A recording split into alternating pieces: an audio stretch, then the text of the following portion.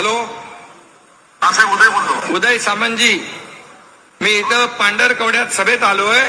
लोकांची मागणी आहे, इथे रोजगार नाही मिळत, इथं MIDC पाहिजे, जागा द्यायला तयार आहे.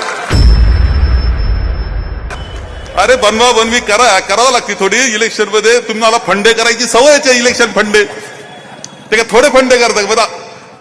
लोक आमचे भारी आहेत ना, त्याला सगळं कळतंय, लक्षात ठेवा. अशीही बनवा बनवीचा कार्यक्रम करू नका म्हणून सांगतो. काही गोष्टी कारखाने आले होते, आमचे मुख्यमंत्री उपमुख्यमंत्री महोदय आले होते. माझा फोन दे. आले होते बिचारे, प्रचार तर करणंच आहे. नाईलाज असतो, यावं लागतं. आमदार झालाय चुकून पण सांभाळावंच लागतं. आमदार मागून बोलायचा, बिचारा पुढे बोलायचा. केविलवाणी परिस्थिती होती. मी काही त्याच्यावर जात नाही, परंतु या सगळ्या याच्यामध्ये काही गमतीदार गोष्टी आम्हाला पाहायला मिळाल्या. इथं खूप चांगल्या पद्धतीने सत्यजित तांबे यांनी सांगितलंय की MIDC कसा करता, कसे प्रयत्न केले, काय लागतं, पाणी कसं लागतं, हे त्यांनी अत्यंत चांगल्या पद्धतीने इथे सांगितलेलं आहे.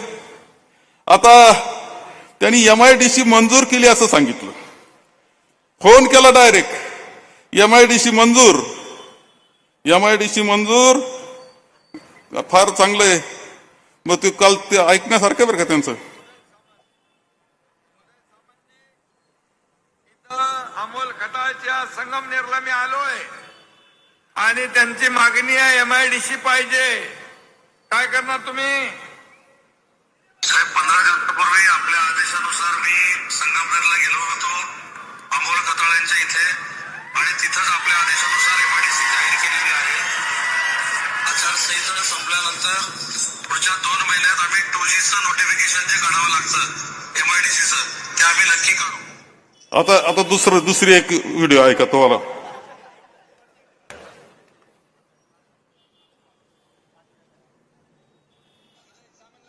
लागतो का बघ. हॅलो, साहेब उदय बोलतो. उदय सामंतजी, मी इथं पांढरकवड्यात सभेत आलोय.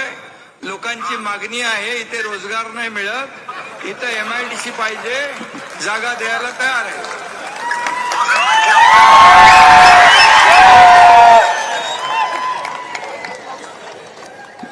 जिथं जाल तिथं MIDC मंजूर. लोक म्हटले पाणी पाहिजे, आम्हाला थोडं पाणी पाहिजे, ते म्हणतात धरण मंजूर. लोक म्हणतात धरण कसं काय होणार, नदी नाही, नदी मंजूर. नदीला पाणी कुठून येणार, डोंगर पाहिजे, डोंगर मंजूर.